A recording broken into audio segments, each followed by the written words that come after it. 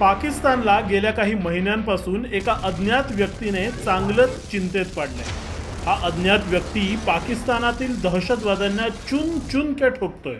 त्याच्या निशाण्यावर आहेत भारतावर हल्ला करण्याचा मनसुबा बाळगून असलेले दहशतवादी। मुंबई दहशतवादी हल्ल्याचा मास्टरमाइंड असलेला लष्कर ए तोयबाचा प्रमुख हाफिज सईदच्या अनेक खास व्यक्तींना या अज्ञात व्यक्तीने अल्लाहच्या घरी पाठवलंय।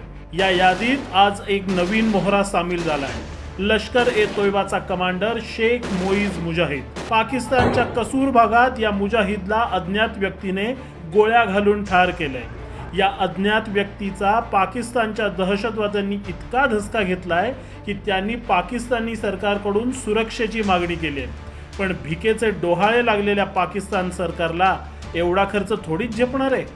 महत्त्वाची गोष्ट म्हणजे ISI देखील या अज्ञात व्यक्तीबद्दल अनभिज्ञ आहे। त्यामुळे या अतिरेकी पिलावळींना आता लपायला जागा मिळत नाही। थोडक्यात काय, भारताचं वाटोळं व्हावं म्हणून हरेक प्रकारे प्रयत्न करत असलेल्या या अतिरेक्यांची सध्या पाचावर धारण बसले।